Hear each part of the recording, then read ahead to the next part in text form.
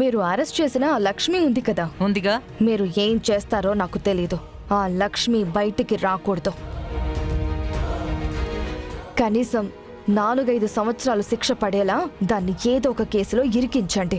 ఏయ్, ఎవరు నువ్వు? నేను దాన్నెందుకు ఇరికించాలి?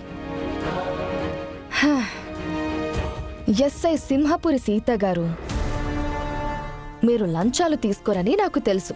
మరి తెలిసి కూడా నాకెందుకు ఫోన్ చేశావు? ఈ డీల్స్ గిల్స్ ఏమీ లేవు, ముందు ఫోన్ పెట్టేయ్. ఒక్క నిమిషం ఎస్ఐ గారు. మీకు లంచం అంటే ఇష్టం లేకపోవచ్చు, కానీ చాలా నెలలుగా మీరు ప్రమోషన్ కోసం ఎదురు చూస్తూ ఉన్నారు. మీరిప్పుడు నేను చెప్పిన పని చేస్తే మీకు ప్రమోషన్ వస్తుంది.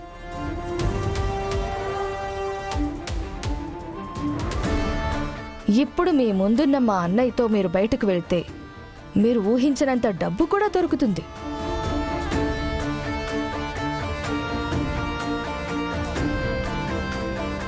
ఏంటెస్ఐ గారు ఇంకా ఆలోచిస్తున్నారు?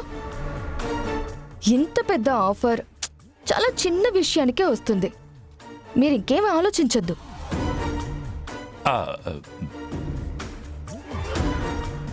సరే, నేను మీరు అనుకున్న పని చేస్తాను.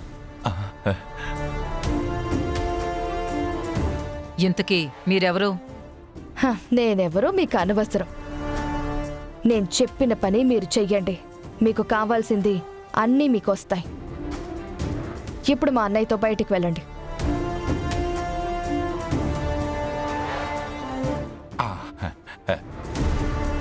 మేడం, మీరు కొంచెం నాతో పాటు బయటకు వస్తే మీకు ఇవ్వాల్సినవి బయట నా అసిస్టెంట్ దగ్గర ఉన్నాయి.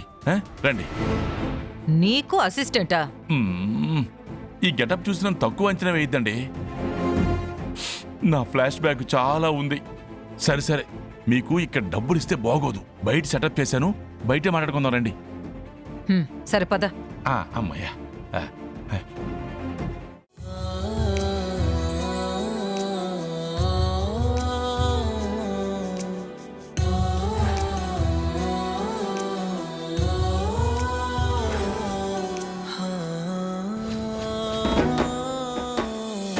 నేను ఏ జన్మలో ఏ తప్పు చేశానో నా మీద ఇంత పెద్ద నింద పడింది. ఈ నింద వల్ల నా జీవితం ఏమైపోయినా నేను ఆలోచించేదాన్ని కాను. కానీ నా వల్ల విహారీ గారు ఇబ్బంది పడుతున్నారు.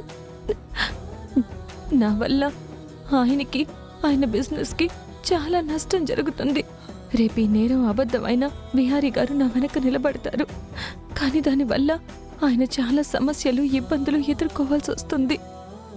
నా గొంతులో ప్రాణం ఉన్నంత వరకు ఆయన నా వల్ల సమస్యల్లో ఇరుక్కోకూడదు. నేను ఇక్కడే ఈ సెల్లోనే ప్రాణాలు వదిలేస్తే ఇంకా ఎవరికి ఏ ఇబ్బంది ఉండదు. విహారీ గారి ప్రాబ్లమ్స్ అన్నీ తీరిపోతాయి. నా చావే ఈ సమస్యకి పరిష్కారం.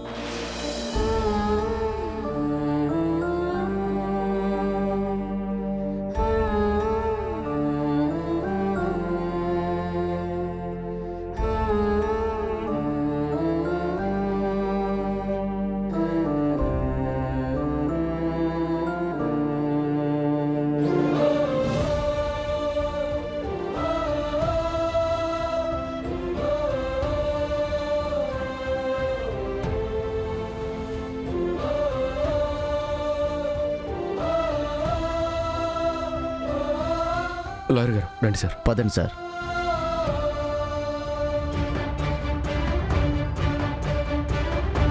నమస్తే మేడం. రే పానకాలు, అయ్యా అది మేడం గారికి ఇవ్వరా?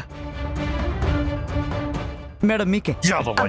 యాదవన్నారదవా మేడంకి టీ ఇచ్చి అంటే చేస్తావేంట్రా? అయ్యగారు మీరు ఇవ్వమన్నారని టీ ఇవ్వమన్నారు అనుకున్నాను. ఎస్ఐ మేడం వచ్చారు, మా చెల్లెమ్మ ఇచ్చింది ఇవ్వు. అట్టగనయ్యా. తీ తీ. మేడం తీసుకోండి మేడం, తీసుకోండి.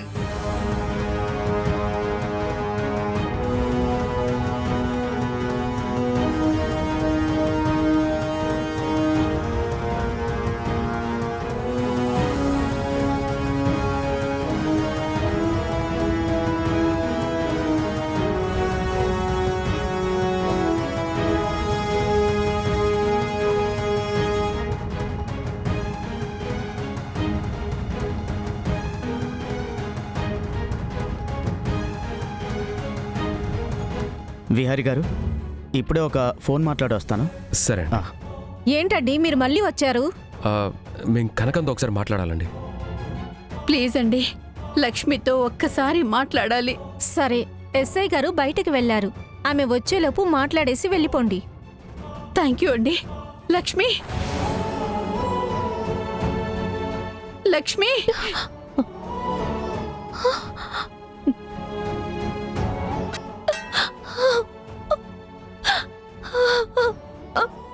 లక్ష్మి, ఏమనమ్మా? ఏంటమ్మా ఇది? పరిస్థితులు ఏంటమ్మా ఇంత దారుణంగా తయారయ్యాయి? నువ్వేం పాపం చేశావని ఇలాంటి పాపపు మరక నీ మీద వెయ్యాలని చూస్తున్నారు.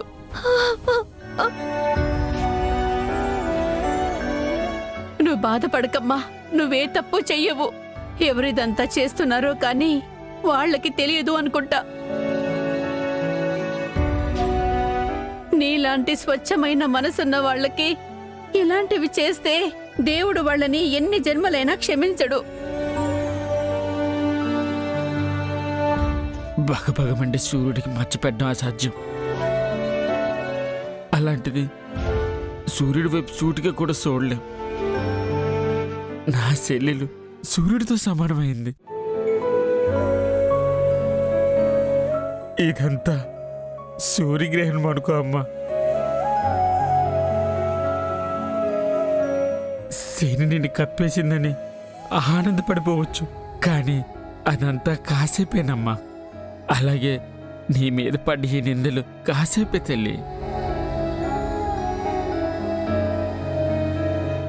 ఎవరైతే నిన్ను అనరాని మాటలని అవమానం చేసినారో వాళ్ళే నా చెల్లి నిప్పు అనే రోజు వస్తుందమ్మా. కనకం, ఏంటి దెబ్బ?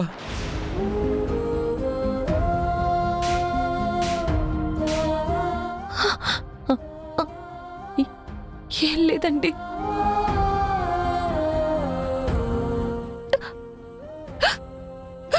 వాటర్.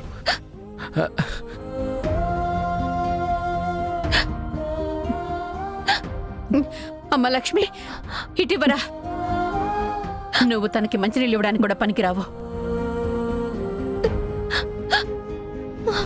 తీసుకోమ్మా.